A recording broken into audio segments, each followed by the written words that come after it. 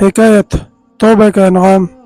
یہ ایک دیندار اور نیک فطرت شخص کی کہانی ہے جس کا دل ایک خوبصورت عورت کی طرف مائل ہو گیا۔ اس شخص کے دل میں عورت کی محبت نے گر کر لیا تھا اور رفتہ رفتہ وہ عشق کی شدت میں بہکنے لگا۔ عورت اگرچہ باحیا اور باوقار تھی لیکن مرد کی نظر میں وہ ایک خواہش بن چکی تھی۔ ایک دن وہ عورت کسی ضرورت کے تحت سفر پر نکلی۔ یہ شخص بھی ساتھ چل پڑا۔ دل میں نیت بن چکا تھا کہ موقع پا کر اپنی خواہش کا اظہار کرے گا۔ جب وہ قافلہ ایک ویران جنگل سے گزر رہا تھا، رات کا وقت ہو گیا، سب لوگ آرام کے لیے رک گئے اور سونے لگی۔ فضا پرسکون چھا گئی۔ جنگل کی خاموشی اور تنہائی نے اس شخص کو جری بنا دیا۔ اس نے سوچا کہ یہی موقع ہے جب اسے اپنی نیت ظاہر کرنی چاہیے۔ وہ عورت کے قریب گیا اور نرمی سے اپنے دل کا حال کہہ دیا۔ عورت نے کچھ دیر خاموشی اختیار کی، پھر نہایت سنجیدگی سے پوچھا کہ قافلے کے تمام لوگ سو چکے ہیں؟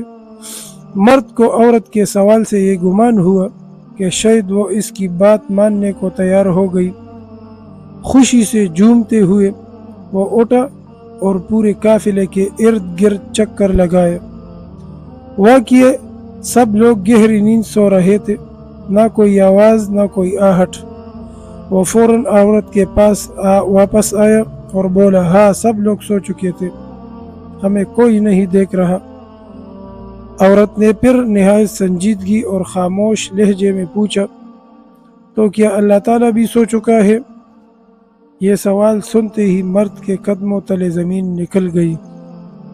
وہ کچھ دیر ساکت رہا، پھر آہستہ سے بولا، اللہ تعالیٰ تو نہیں سوتا، نہ اسے اونگ آتی ہے اور نہ نیند۔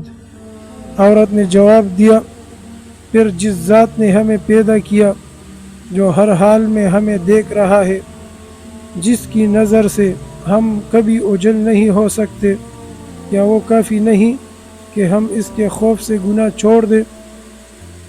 جب وہ ہمیں دیکھ رہا ہے تو باقی لوگوں کے نہ دیکھنے کی کیا حیثیت ہے؟ یہ سن کر مرد پر کپ کپی طاری ہو گئی۔ وہ شرمندگی، ندامت اور خوف میں ڈوب گیا۔ دل میں اللہ تعالیٰ کی عظمت اور اپنا گناہ شدت سے محسوس کیا۔ اس لمحے اس نے فیصلہ کیا کہ وہ اس گناہ کی طرف ہرگز نہیں بڑھے گا۔